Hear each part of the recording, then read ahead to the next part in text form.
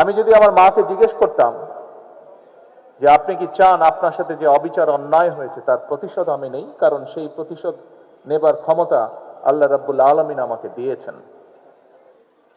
আমার মায়ের সন্তান হিসাবে আমি নিশ্চিত আমার মা আমাকে বলতেন, তোমার দায়িত্ব দেশের সকলকে ঐক্যবদ্ধ করে সামনে এগিয়ে যাওয়া। আজকে জুলাই 24 শহীদ পরিবার সোসাইটি এবং আমরা জুলাই যোদ্ধা কেন্দ্রীয় কমিটি আয়োজিত এই অনুষ্ঠানের সভাপতি, আয়োজকবৃন্দ, মঞ্চে উপস্থিত মন্ত্রী পরিষদ এবং জাতীয় সংসদের সদস্যবৃন্দ, আমার সামনে উপস্থিত জুলাই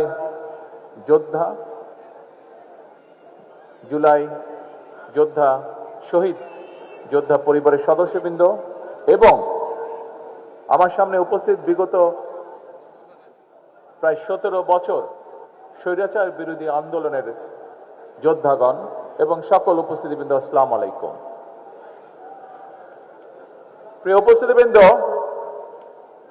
শহীদ পরিবারের সদস্যবৃন্দ, জুলাই যোদ্ধাবৃন্দ,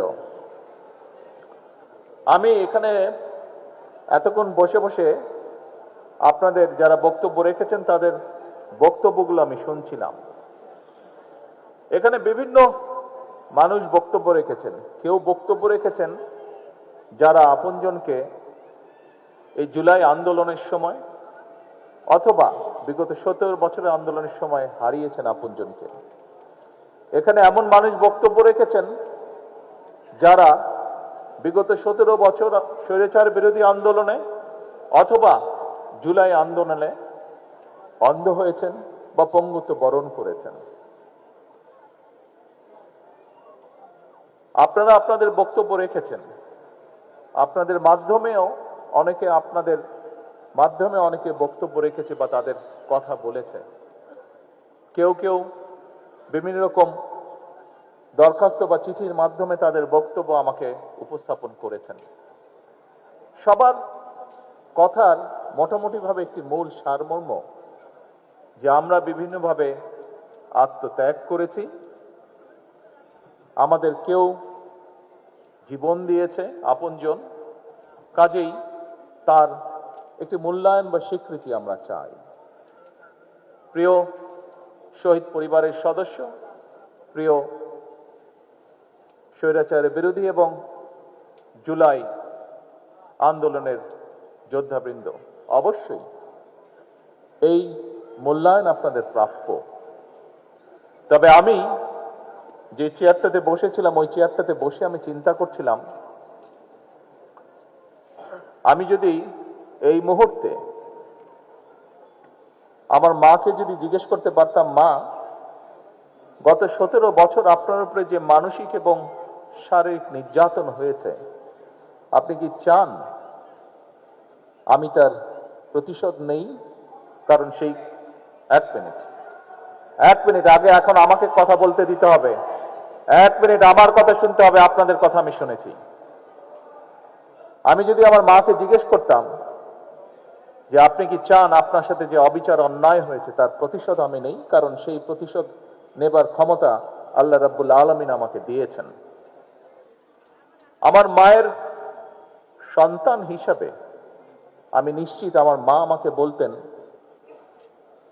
তোমার দায়িত্ব দেশের সকলকে ঐক্যবদ্ধ করে সামনে এগিয়ে যাওয়া, দেশকে সামনে নিয়ে যাওয়া।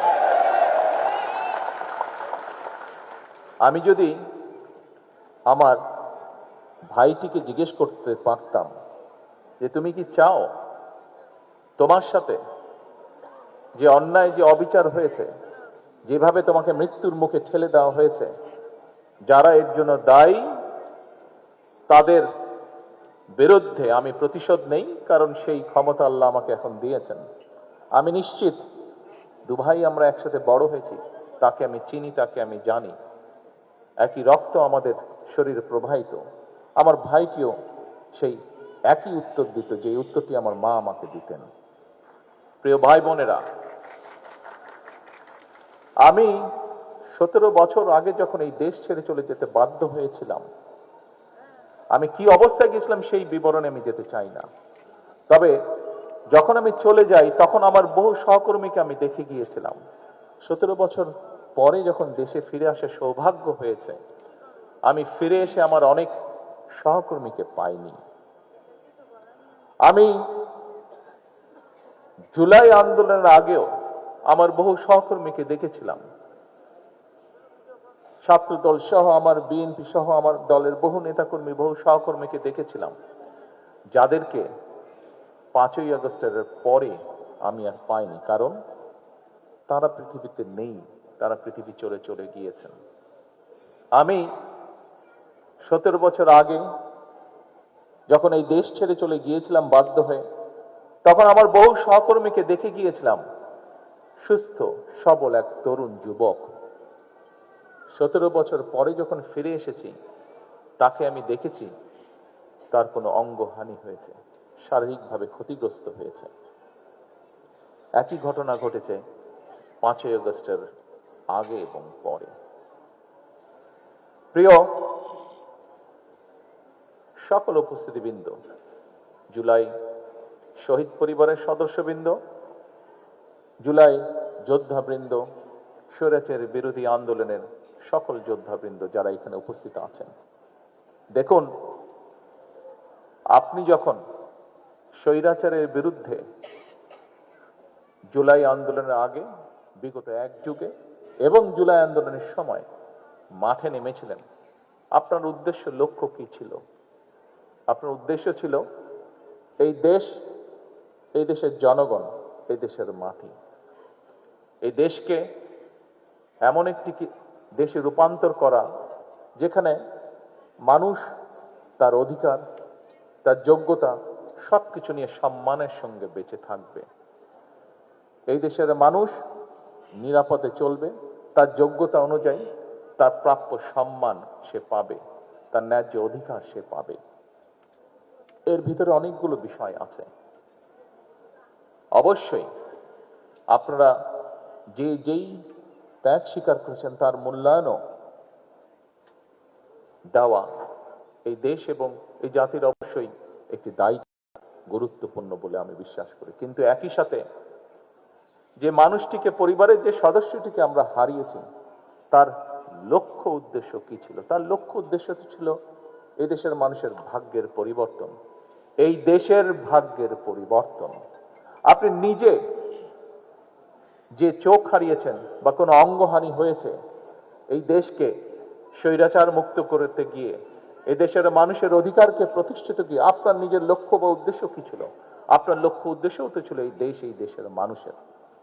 তাহলে এখন যখন একটি পরিবর্তন হয়েছে, এখন যখন এই দেশের মানুষ স্বৈরাচার মুক্ত একটি দেশকে প্রতিষ্ঠিত করতে পেরেছে, তাহলে যে জন্য আপনি সেদিন নিজের জীবন বাজি রেখে রাজপথে এসেছিলেন, যে জন্য সেদিন আপনাকে দেখে উদ্বুদ্ধ হয়ে এই দেশের লক্ষ কোটি জনতা দলমত নির্বিশেষে, রাজনৈতিক নিরপেক্ষ জনতা সেদিন যে নেমে এসেছিল, সেই নেমে আসাটাকে কেন আমরা শ্রদ্ধার সঙ্গে গ্রহণ করব না? প্রিয় ভাই বোনেরা, আমি সকল সময় বলে থাকি, 5ই আগস্ট যে অর্জন আমরা করেছি, এই অর্জন কোনো একক ব্যক্তি, কোনো একক রাজনৈতিক দলের অর্জন নয়, বরং এই অর্জন দল মত নির্বিশেষে বাংলাদেশের প্রত্যেকটি গণতন্ত্রকামী, প্রত্যেকটি শান্তিপ্রিয় মানুষের এটি অর্জন।